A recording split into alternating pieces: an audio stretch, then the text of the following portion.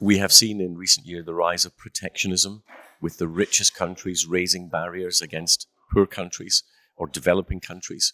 And we've seen the trade tensions between the two biggest economies, between the United States and China. Part of the problem was that China was admitted to the World Trade Organization as a developing country, and that's still the position it holds, when quite clearly it's one of the world's biggest and richest economies. That has a distorting effect, I think, on other developing countries. Now, I look at a country like Morocco, which has lots of natural advantages, which has been getting a huge amount of investment recently so that it can have new renewables in wind and solar. It can use those for desalination and use its natural advantages to produce greater agricultural produce, for example. And yet at the time that Morocco is taking advantage of all this, the developing economies are putting up more barriers as a result of their trade tensions.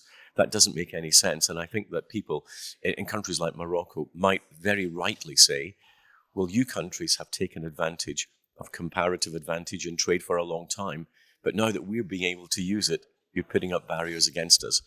We need to get back to free markets, open access to markets, because for developing countries to really take advantage of their own natural conditions, they need to have open markets, foreign direct investment, and improvement in the services. Morocco is doing the last two, which are within their control, but they cannot control the international access to markets.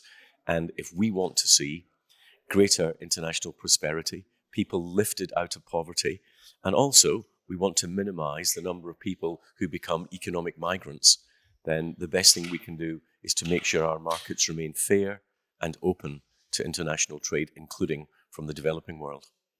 There is enormous potential for the African continent to be able to lift people out of poverty and to become world leaders in a whole range of commodities. You look at what Africa holds, for example, in terms of critical minerals, which are an essential part of global economic development.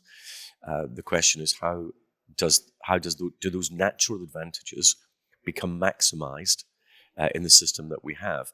And I think that what we need to look at in terms of Africa as a whole is how do we improve the attractiveness to foreign direct investment.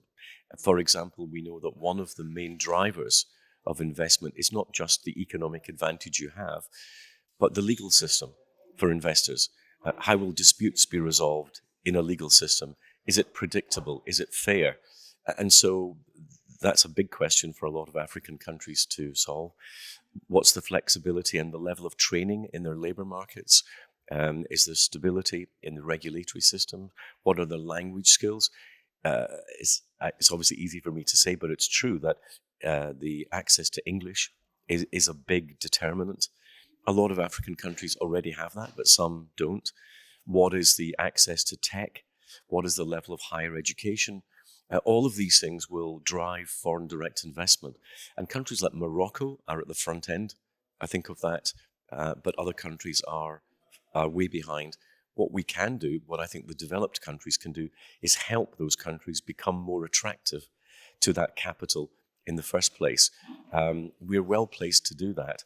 And I think that we just need to understand why we are the wealthy countries, what's made us wealthy, and then I think accept that we have a moral duty to ensure that other countries get the same advantages.